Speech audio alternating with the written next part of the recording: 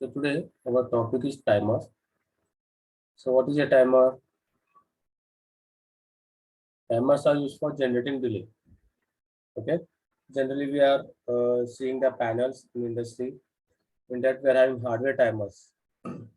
Means for those timers, just like if we are setting the delay. Okay. Means 5 seconds, 10 seconds, right? So that delay we are setting. After that it will switch over the status. Okay.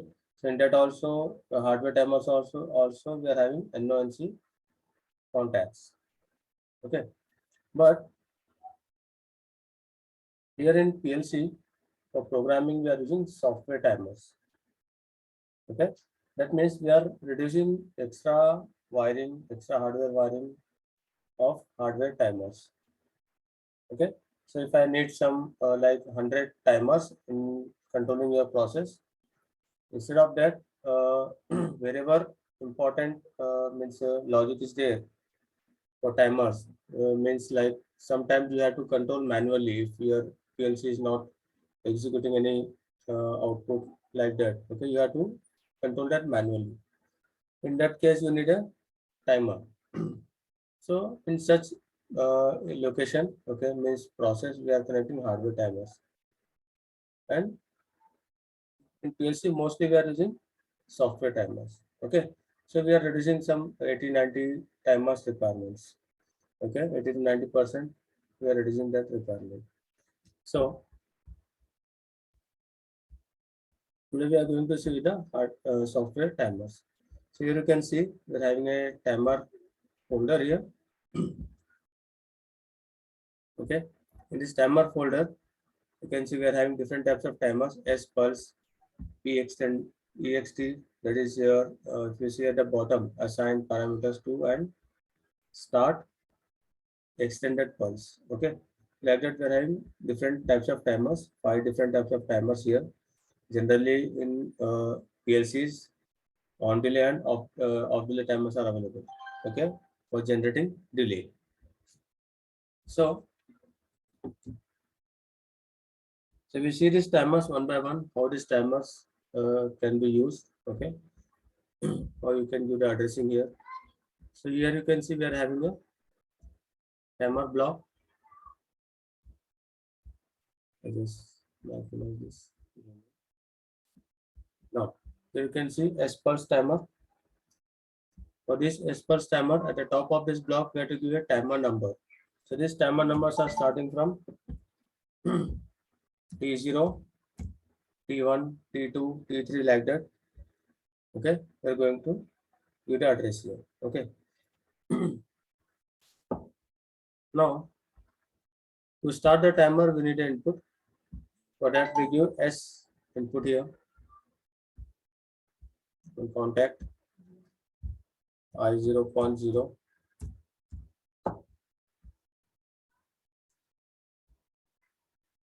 Okay. Then for TV, that is your time value. That is also a question mark, right? So it's a mandatory address. So here we have to give it delay time in Siemens standard format here for setting your delay. Okay. So it is S5T. S5 means S5 series controller timer. Okay. Condition. Okay. Hash. Okay. T hash. If I want 10 seconds delay, I will give 10s as a delay. Or that is your reset input. If it is required, I can give the address. But this is showing is dots here means it's not mandatory. Okay, it's optional. Okay, then output Q. Q is the output of the timer, whereas this T0 is also the output of the timer. Okay, so this T0 is also storing the status of this timer. Here I connect one output, check the result, save this and download.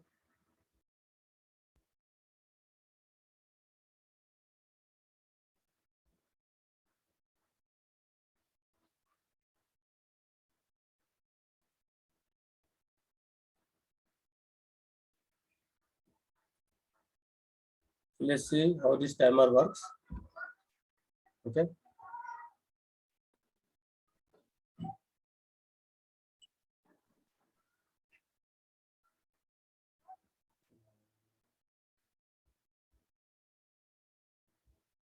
Now, after downloading, go to monitor. Now, here we are online. I'll start the simulator here.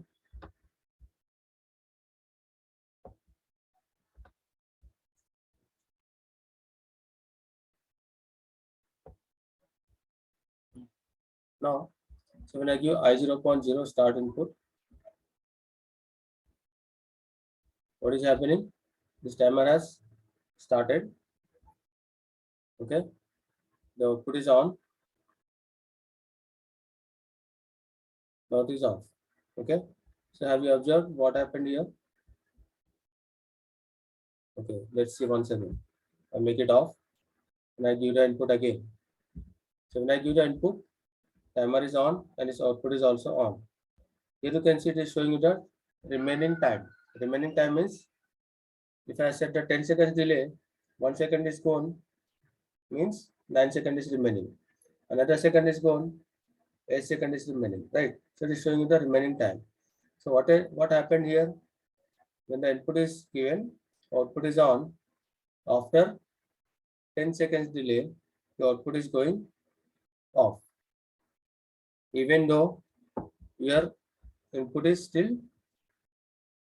on.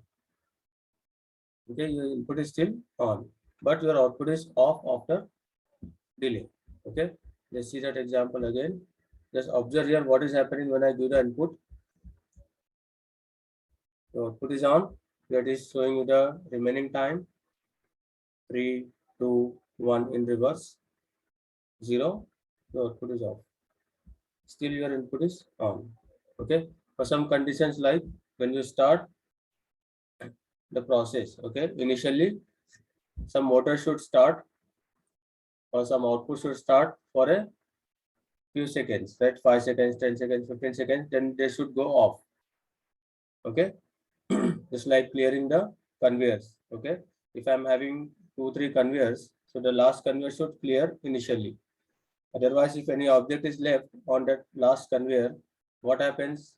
From first and second second conveyor, they're getting the material, right? So that will collide with the material left on the third conveyor, right? So the third conveyor should clear. So that output motor should start and should go off after few seconds. Okay, for such application, you can use pulse timer.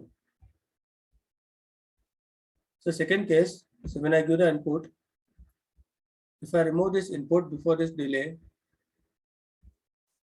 what is happening here? Your output is immediately off. It has not computed your delay, right? So when the input is off, your output is also off immediately. Okay, see here, when I give the input and remove the input before the delay, is off. Okay, if I keep the input continuously on more than the delay time,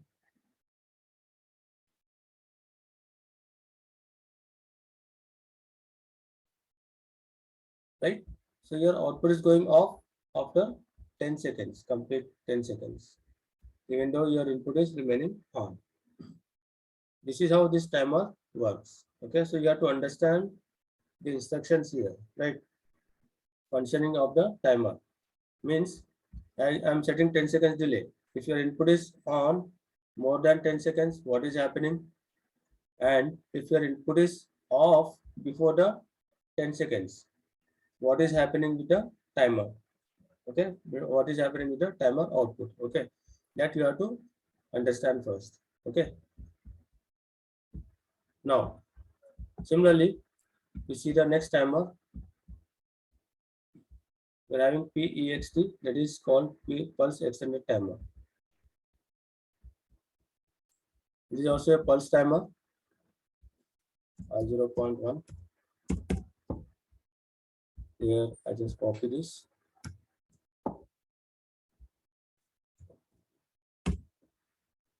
here T1 and Q0.1. Download this.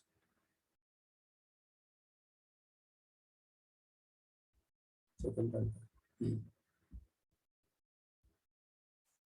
Now, here also this is also a pulse timer. So when I give the input I0.1, what happened? The same thing. Output is on. Here also it is showing you the remaining time. After delay, this is also going off.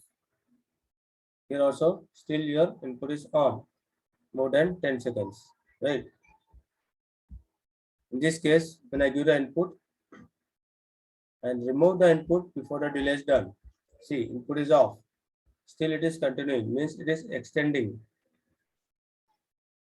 It is extending the delay time, means it is completing total time, and then the output is going off.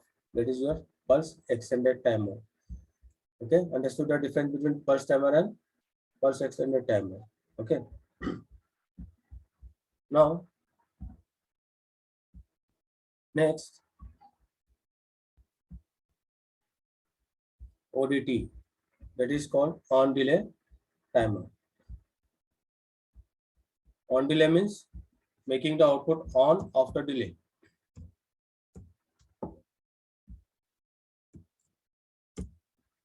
So here T2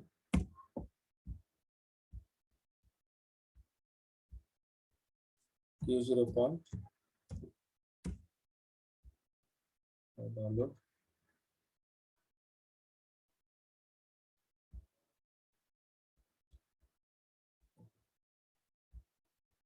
Here you can see when I give the input here I0.2, the timer has started counting delay. After your delay is done, 10 seconds, then output will go on. Right? After delay, your timer is going on and it is making the output on. Now, the input is on more than 10 seconds. After delay, output is on. So it is still remaining on. If I make the input off, what happened? The output is also off immediately. Right? Your on delay timer is going off. If I give the input again and remove the input before the delay, any output? No output. Right? Because it has not completed the delay, so it cannot make the output on after delay. That means your input should remain continuously on, which is it should be more than 10 seconds.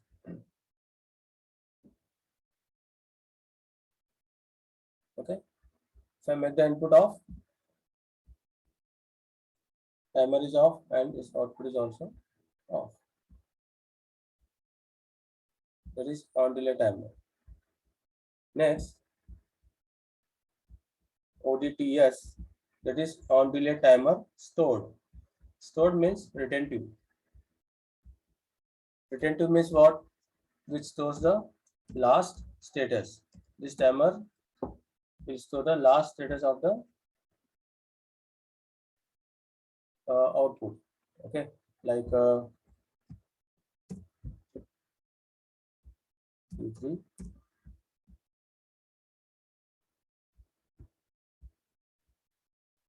Let's see that example.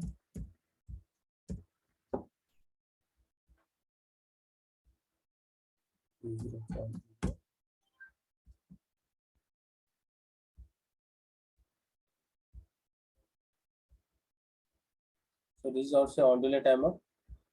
So when I give the input here I0.3 on, see, the timer has started. After delay, your output goes on. Okay. So here, even if I make the input off, what is happening here? It is storing the last status of your timer. Means it is still on. So here, To make this off, I need to give reset command. Okay, you can give by some input or by using some logical condition. Means if any output is on, then it should reset like that. Okay, so I'm doing it manually using I0.4 address. The timer is off. Okay, this is one thing. Next, when I give the input, if I remove the input before delay, what is happening? Input is off, but still it is continuing. After delay, it's set to 1. It completes the delay and set it to 1. Again, it is storing the last status. Okay. So until you give the reset command, it will not reset. So you have to give reset input to reset the timer. So this is the difference between ODT and ODTS. It is not storing the last status. If the input is off, this also goes off immediately in on delay timer. Okay. Next, off delay I0.4.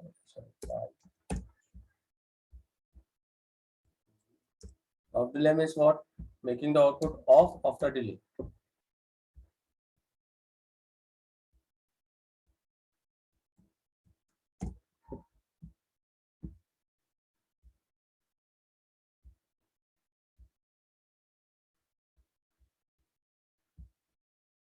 So I0.5.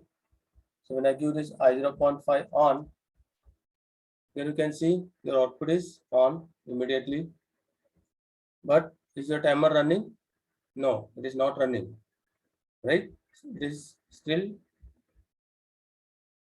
in 0 position. Okay. So when I make the input off, then only your timer starts showing the remaining time. When it calls the delay, after delay, the output goes off. Off delay means making the output off after delay. That means when you give the stop command, after delay, only your output should go off or your process should stop. Okay. For such application, you can use off delay timer. So when I give the input again, output is on. So when this timer starts, when the input is off, then your timer starts. After delay, it makes the output off. This is how this timer off delay is working. Now, here we are giving the timer number to the timers T4, T3, we are going to ODTS. So this T3 is for ODTS operation. Okay, T2, T1 like that, right? So I can use this timer number to start the next output also. Okay, so means simultaneously you have to make some outputs on. Okay, 2, 3 outputs you have to make on. For that, instead of using this output address, you can use timer address also. So let's see that example. Here T0.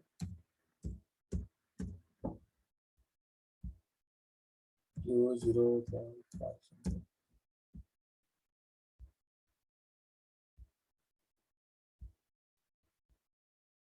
Now, when I give the input here, you can see T0 is also working like this address is working like a pulse timer. When the timer is off, both are off.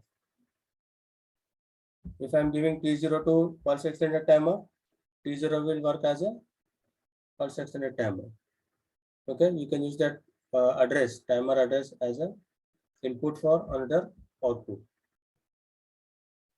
Okay, to make it on or off like the required controlling. Okay, as per the required controlling, we can use the timers and the timer numbers also. Now, here we are having these timer blocks. Okay, these are the timer blocks. Similarly, we are having coils, timer coils. Here you can see SP. SP means pulse timer coil. SE, that is extended pulse timer coil. Okay, so how to use this coil? Coil means like a output. So here I take one input here, I 0.6. Here we are having question mark at top and at the bottom. So here we have to give a timer number like T5. Here delay. Again, what we need to do is take one more network. As just now I said, we can use the timer number for starting the output also. Okay, here I can use this timer number T5 and then give some output address like Q0.6. Let's see the result. Okay, now, so when I operate the input here,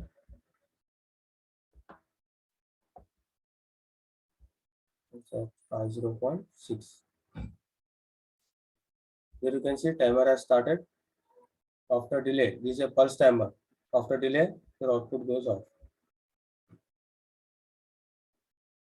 after 10 seconds.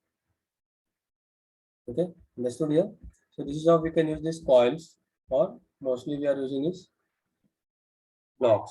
Okay, these are blocks, these are coils. Functions are same, but if you are using coils, you have to use in this order. Two networks you might need, or you can do this in one network also by connecting this timer in this branch. Control X, Control V.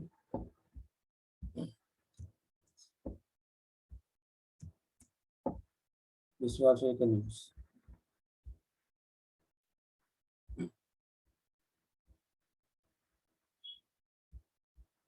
So when I give the input,